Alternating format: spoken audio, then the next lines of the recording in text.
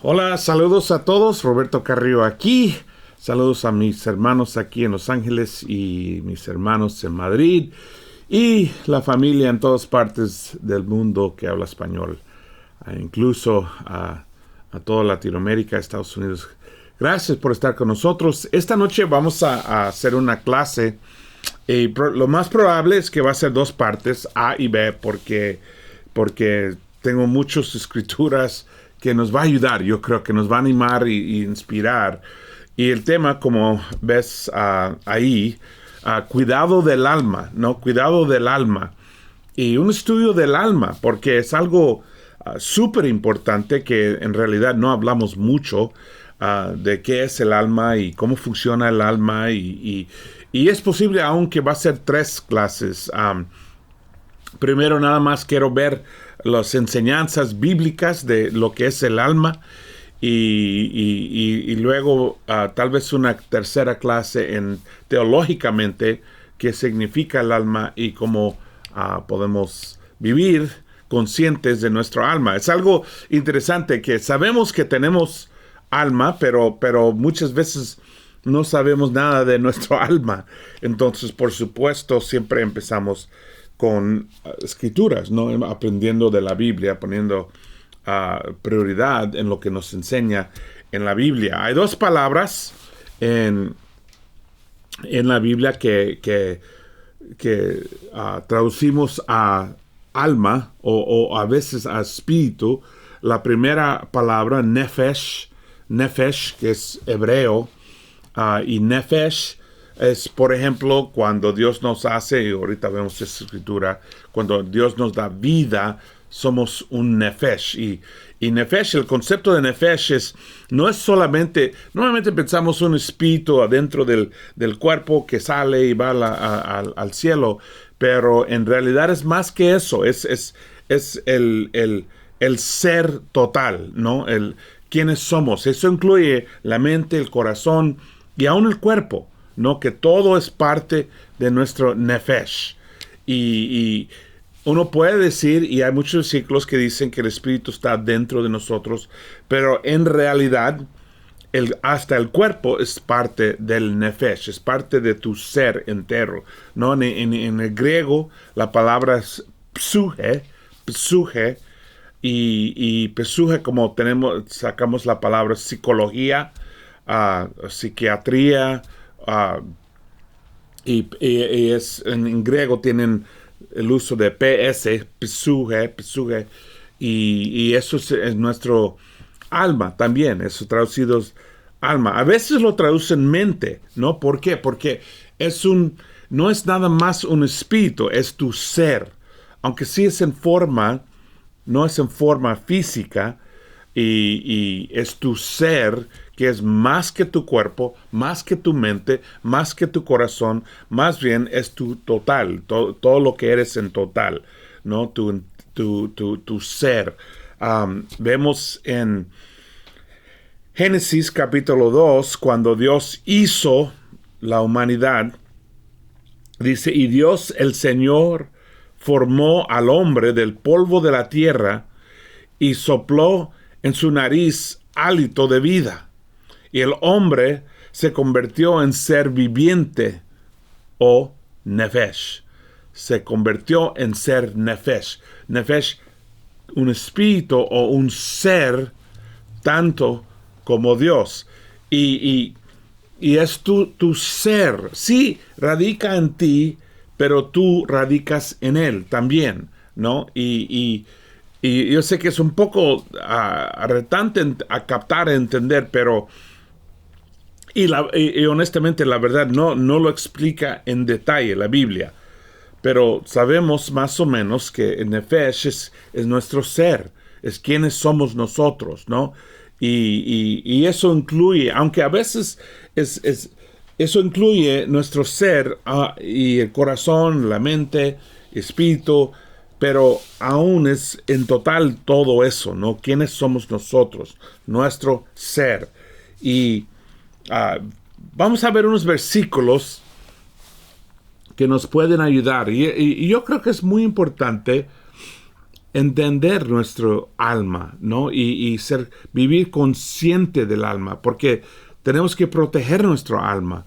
Y es quienes somos. El alma no se muere, no va a existir, va a continuar, no, aún después de la muerte, que es la muerte física, no, que eso va a continuar. Entonces es muy importante entender, no.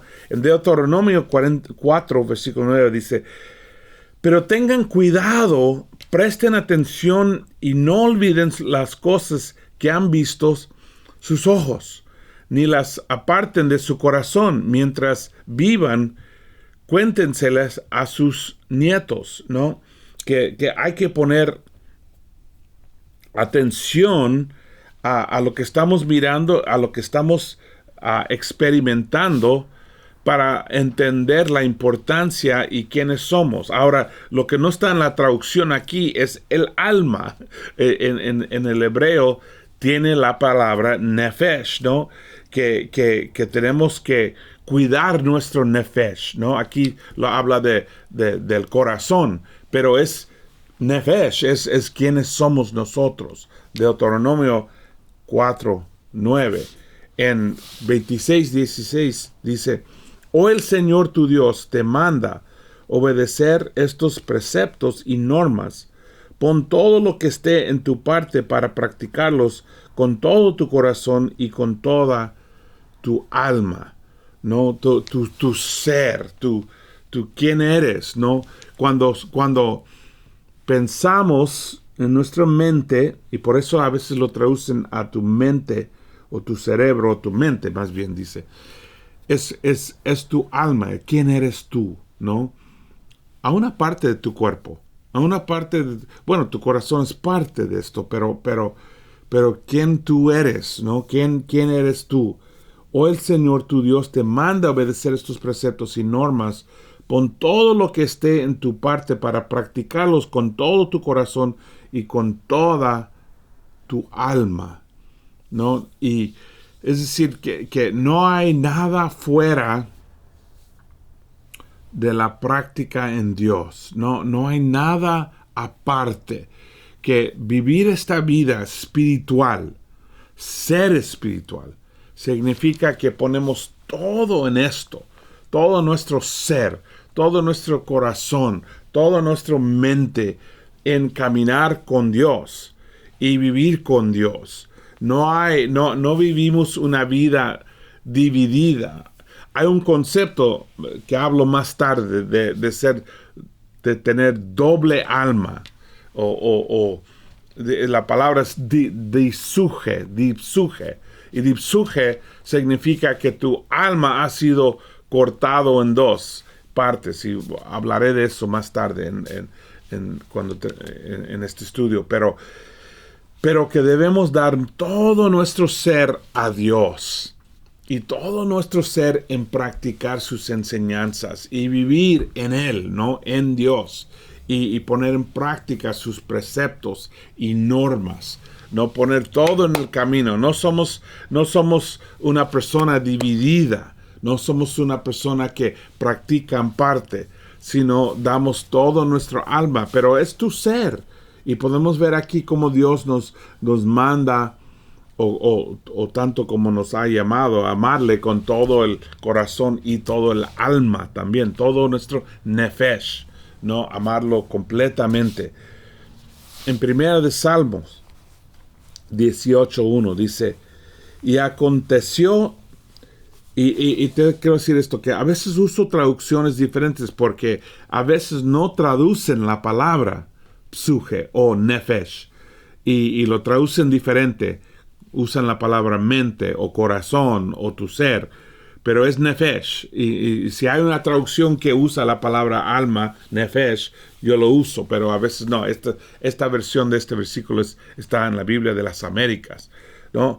Y dice: y aconteció que cuando él acabó de hablar con Saúl, el alma de Jonatán quedó ligada al alma de David, y Jonatán lo amó como a sí mismo.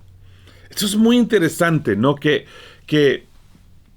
había tanto amor y respeto y lealtad entre Jonatán y David que dice que se quedó ligada al alma de David. El alma de Jonatán que quedó ligada al alma de David.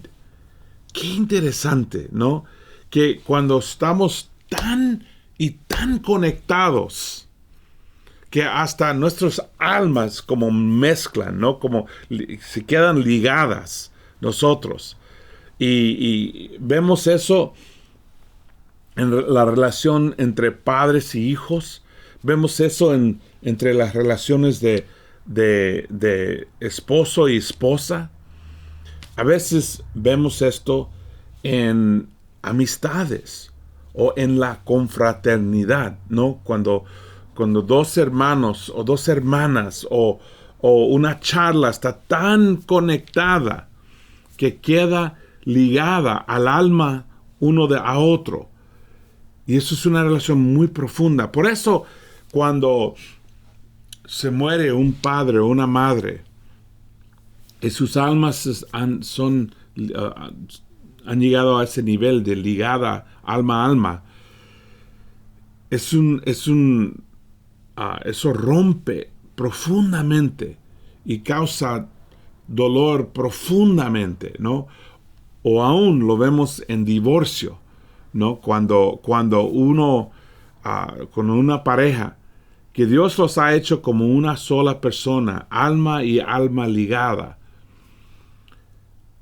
y divorcian y se separan, es como romper tu alma, es como romper tu corazón, como partirlo, y es súper doloroso, ¿no? Y lastima profundamente. Entonces, por eso es tan fuerte. También lo vemos cuando alguien salga de la iglesia, ¿no? Cuando alguien sale de la iglesia, que es como romper algo, ¿no? Romper lo que Dios ha conectado, alma ligada con alma, ¿no? Y es muy doloroso, es muy fuerte. O cuando lo hemos visto también en la iglesia a veces, cuando un grupo sale y es romper alma y alma, y eso lastima tanto. Esto lastima profundamente. Y todos, bueno, si uno vive en la iglesia, si uno está en la iglesia muchos años, tristemente eso pasa de vez en cuando. Y yo sé que en la iglesia en Madrid eso pasó, y aquí en la iglesia en Los Ángeles eso ha pasado, que hemos experimentado ese romper el alma, ¿no? Y qué interesante, ¿no? Que explica que el alma de Jonatán y el alma de David se quedaron ligadas, conectadas tan profundamente a un nivel. Y vemos por qué duele tanto, ¿no? Un divorcio, o cuando alguien se cae de la fe o dejan la iglesia. Duele profundamente. En Salmo 19 dice: la ley del Señor es perfecta, que restaura el alma. El testimonio del Señor es seguro, que hace sabio al sencillo. Es decir, que la palabra de Dios, la ley, las enseñanzas de Dios es perfecta y que restaura el alma, como alimenta nuestras almas, da fuerza a nuestras almas, nos ayuda a ser restaurados, ¿no? Y eso es muy importante saber. Por eso mi alma a veces tiene sed, tiene hambre por la palabra. Y si alguien es espiritual, si alguien es espiritual, se da cuenta de esa escasez en su alma, de ese sed que tiene, ¿no? Y uno se siente la necesidad y el deseo de leer las escrituras, de orar, de meditar en la palabra de Dios. ¿Por qué? Porque la palabra restaura nuestras almas. Y eso es muy importante notar, ¿no? Más. Y no es una garantía. Alguien puede leer la Biblia constantemente y no ser espiritual, y no ser una persona espiritual, para nada. Hay gente así que hasta que memorizan casi toda la Biblia, pero no son espirituales. Pero si uno trata de caminar con Dios, la Biblia es como comida. La palabra alimenta, restaura. Y ciertamente yo creo, en mi experiencia, que cuando uno tiene mucho tiempo en la fe, va a ser lastimado, aún por la iglesia, por el mundo, por los hermanos de vez en cuando, por su charla. Y lo único que puede restaurar su alma, el daño o sufrimiento que pasa en su alma, es la palabra de Dios. Es su ley, es su manera de ser. Enfocarnos en Jesucristo y aprender de Él. Eso nos ayuda. El problema es que muchas veces cuando alguien es lastimado, como pone una pared, y en vez de acercarnos a Dios a través de su palabra, nos separamos un poquito, nos alejamos un poquito. Y después de tiempo, Dios no nos puede ayudar. Y somos llevados por las emociones de la situación. Y he visto eso pasar con hermanos que van de la iglesia o que caen de la fe o que han sido lastimados y es fácil ser llevado a un punto en que uno está muy amargo, ¿no? Muy negativo. Y qué triste eso, ¿no? Que Dios nos da la manera de restaurar nuestras almas, ¿no? De ser sanados por Él.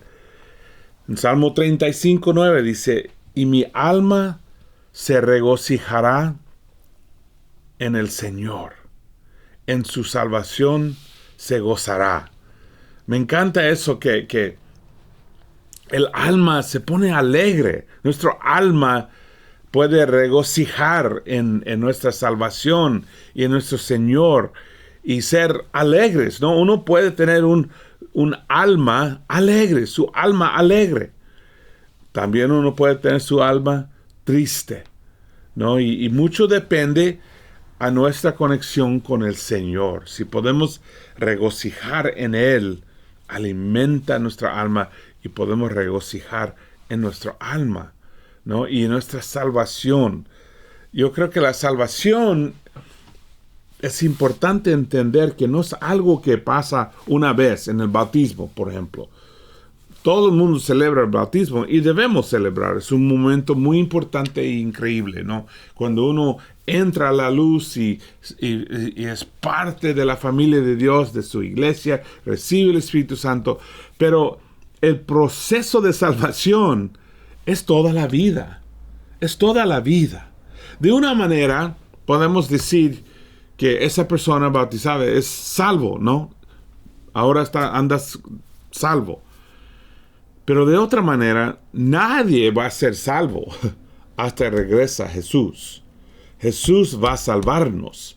Jesús va a venir y llevarnos. Si estamos en un crucero, ¿no? Y el crucero pega a algo y empieza a hundir en el mar. El capitán llama para la nave para venir y rescatar a la gente. Y el ejército dice, sí, ya vamos, ahí vamos.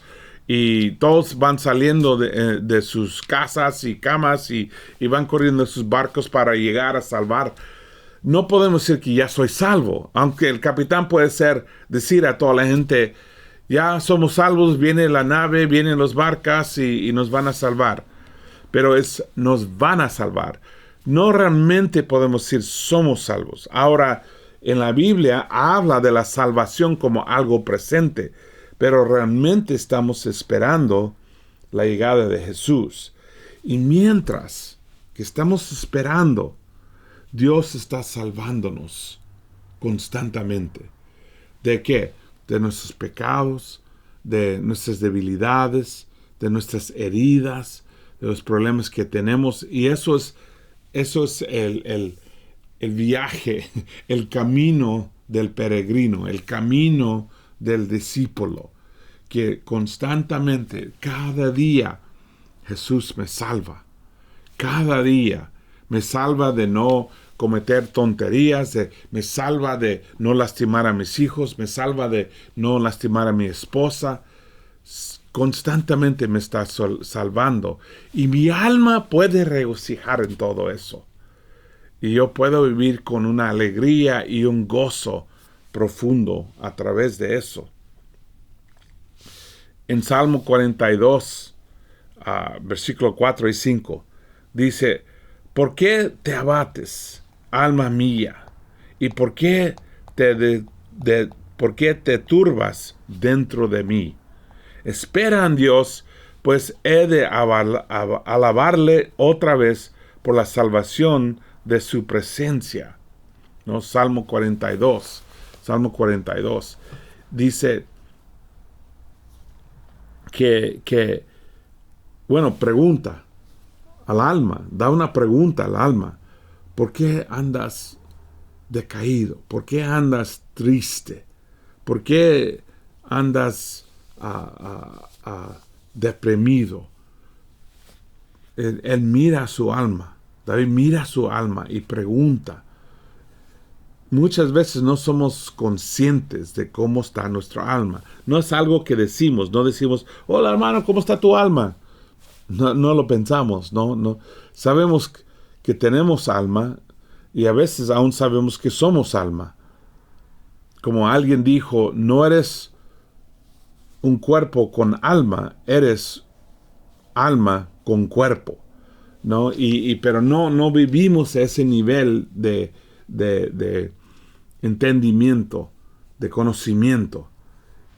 Pero David sí, y él pregunta y habla a su alma: ¿por qué está triste? ¿Qué está pasando con mi alma? Y a veces nosotros nos damos cuenta, ¿no?, de que algo está mal. Que aunque la misma canción que antes me animaba, me inspiraba, ahora ni me afecta, no me toca. O el mismo sermón que una vez en el pasado me conmovió, o me inspiró, me alimentó, pero llegamos a un punto que no me impacta, no me afecta de ninguna manera, ¿no? Y lo que Juan de la Cruz, que era de Ávila, en España, dijo, es la noche de oscuridad, la oscuridad, ¿no? La noche de oscuridad. Y estuvo hablando de la oscuridad espiritual, de la pared que a veces chocamos. Y David preguntó a su alma: ¿por qué estás triste? ¿Por qué estás decaído? ¿No? Y imagínate vivir a un nivel que somos tan conscientes de nuestras almas, que sabemos qué está pasando con nuestras almas y cómo estamos en el alma. Y eso es lo que se llama cuidar el alma, no cuidado de alma. Es alimentar nuestras almas, fortalecer nuestras almas y entender de que mi alma nunca se va a morir. Mi alma, mi ser, no termina con la muerte. No termina. Tú y yo no vamos a morirnos. No vamos a terminar. Piensa en eso. No vamos a terminar nosotros. En Salmo 143 dice: a ti extiendo mis manos. Mi alma te anhela como la tierra sedienta, ¿no? Que mi alma respira en Dios. Mi alma tiene sed para mi Dios. Si queremos saber cómo cuido mi alma, llena tu alma de Dios, de las palabras, de oración, de meditación en Él. Y tal vez suene como una locura, ¿no? ¿Cómo voy a cuidar mi alma? Pero es cierto, ¿no? Y es algo que la persona espiritual llega a entender, ¿no? Y llega a ver que su vida es el viaje de un alma, de mi alma, el tiempo que tengo en este mundo, el tiempo que Dios me ha dado. Y todo esto va a pasar, ¿no? Todo esto va a terminar un día, pero mi alma no. Yo voy a seguir un día. Todos nosotros que estamos mirando este programa vamos a entender. Soy mi alma. Mi alma es lo que cuenta. Nada más cuenta. Y mi alma tiene hambre. Mi alma tiene sed para las cosas espirituales, porque mi alma es espiritual. Mi alma necesita al Señor. Mi alma necesita la palabra de Dios. Tanto como en Santiago, en Santiago describe que si alimentamos el cuerpo y no el alma, caemos sabemos la lista en 5:19, la lista de los pecados, ¿no? Pero si alimentamos el alma con el Espíritu de Dios, el Espíritu Santo, el fruto de ese Espíritu es que amor y paz y alegría, alimentando nuestras almas, porque nuestras almas tienen sed y hambre, y podemos alimentar nuestras almas en esa manera. En Proverbios 2:10 dice: pues tu mente obtendrá sabiduría y probarás la dulzura del saber, ¿no? Y la palabra aquí, tu mente, es tu alma, es suje o nefesh en hebreo, lo que es Proverbios, ¿no? Pues tu nefesh obtendrá sabiduría y probarás la dulzura del saber, ¿no? Nuestro nefesh se alimenta con conocimiento, con saber más de Dios, con aprender de Dios, con crecer en Dios. Entonces es una realidad, ¿no? De que podemos ser más fuertes en el alma a través de conocer al Señor, a través de conocer la palabra de Dios, ¿no? Y la palabra nos limpia, como dijo Jesús, y nos prepara en el alma, nos ayuda. Y todo eso trata obviamente no de cosas físicas, pero de cosas espirituales, que muchos, la verdad, honestamente, muchos no entienden. Entonces, y Jesús entendió, Jesús enseñó, Jesús se enfocó en el alma, ¿no? En uno de los versículos más importantes, y aquí voy a terminar la clase de hoy, la parte número 1.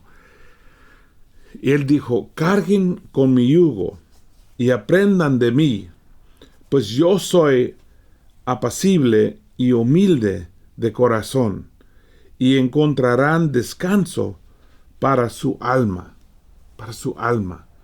Jesús sabía que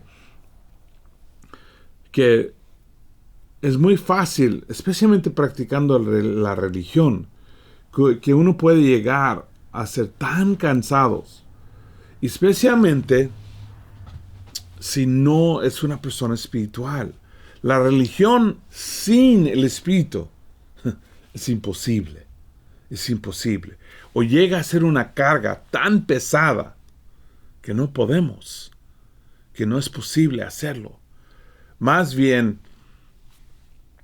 no puede uno practicar la religión de Dios sin cuidar su alma, sin ser una persona espiritual, una persona que entiende la necesidad espiritual, una persona que camina con Dios y vive consciente de que necesito la palabra alimentarme, darme la fuerza, darme el poder. Necesito mi tiempo con Dios para orar y platicar y llenarme de su espíritu. Necesito tiempo para parar y escuchar y meditar en la palabra, para que me enseñe, me dé la sabiduría y conocimiento, pero también para que me cambie y me transforma para vivir esta vida espiritual, ¿no? Como dijo alguien muy famoso, dijeron que no somos cuerpos tratando de ser espirituales. somos espíritus tratando de vivir con un cuerpo, ¿no? Y es fácil pensar en nada más el cuerpo. Jesús miraba a la gente. ¿Qué miraba? ¿Qué miraba él? Él miró espíritus, él miró almas. Y él pensó en los almas de todos. Y él dice, carguen con mi yugo y aprendan de mí. ¿No? Por eso tenemos que enfocarnos en Jesús. Pues yo soy apacible y humilde de corazón, y encontrarán descanso para su alma, ¿no? Es decir, que nuestra alma necesita descanso. Nuestra alma necesita ser refrescado, ¿no? Necesita recibir de Dios para ser fuerte. Y a veces, yo creo que a veces estamos tratando de vivir la vida cristiana, empujando, negándonos a nosotros mismos, pero sin andar conectado, sin cuidar el alma. Y si el alma queda descansado, si el alma queda vacío, no tenemos más para dar. No podemos dar más.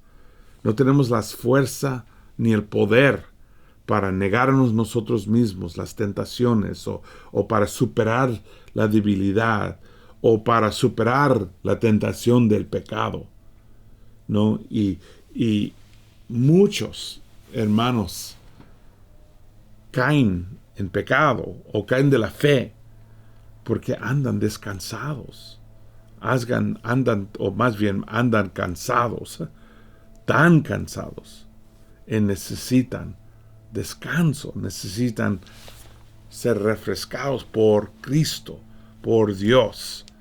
Y Él dijo, ven a mí y carguen su yugo conmigo, porque mi yugo no es tan pesado, no es tan fuerte.